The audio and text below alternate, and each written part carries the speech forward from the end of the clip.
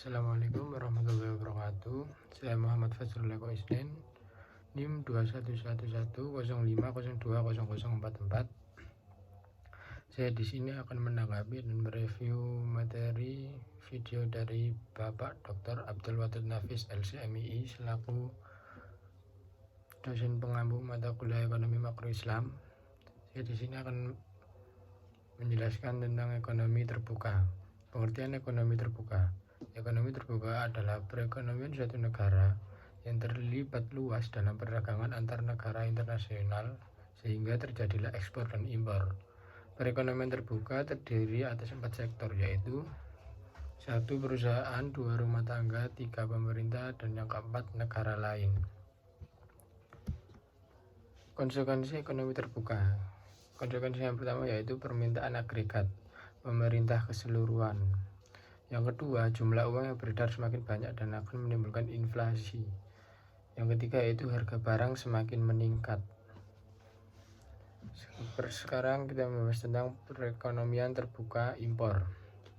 Pengertian perekonomian terbuka impor adalah perekonomian terbuka impor merupakan pembelian dan pemasukan barang dari luar negeri untuk keperluan atau dipasarkan dalam negeri.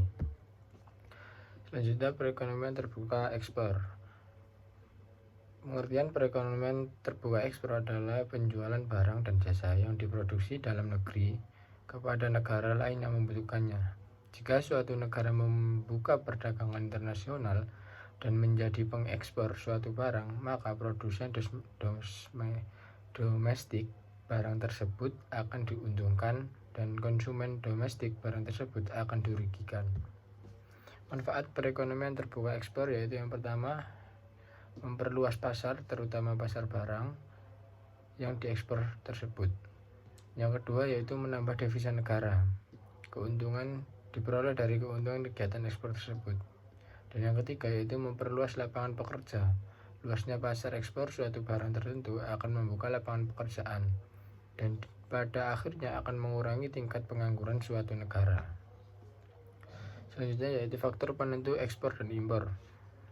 Faktor penentu ekspor dan impor ada 4. Yang pertama, permintaan barang. Impor terjadi apabila negara membutuhkan suatu barang atau bahan yang tidak diproduksi dalam negeri. Yang kedua yaitu kualitas barang. Sebelum melakukan impor, suatu negara akan menganalisis kualitas barang yang akan dibeli. Dan yang ketiga yaitu barang spesial. Impor akan suatu barang yang unik atau langka seperti benda seni atau kerajinan antik. Yang keempat yaitu teknologi. Semakin canggih teknologi yang diproduksi, maka akan memperbesar peluang ekspor di negara lain. Selanjutnya, keseimbangan perekonomian terbuka. Syarat keseimbangan pasar dalam perekonomian terbuka meliputi 2 hal. Yang pertama yaitu penawaran dan pengeluaran agregat dalam perekonomian. Yaitu barang yang diperjualbelikan dalam negeri terdiri dari 2 hal, yaitu barang yang diproduksi sendiri dan barang impor. Yang kedua yaitu pemasukan dan pengeluaran dalam perekonomian terbuka. Dalam pendekatan pemasukan dan pengeluaran, keseimbangan pendapatan nasional akan dicapai dalam keadaan. Kesimpulan dari materi ini yaitu ekonomi terbuka adalah kegiatan ekonomi suatu negara yang berpengaruh besar dalam perdagangan antar negara ekspor impor.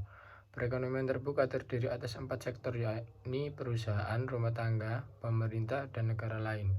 Kegiatan ekspor impor yang dilakukan sehingga negara berpengaruh positif terhadap tingkat pendapatan nasional. Selain itu, perdagangan lintas negara juga akan semakin berperan penting dalam terjalinnya hubungan baik antar negara. Sekian dari saya. Wassalamualaikum warahmatullahi wabarakatuh.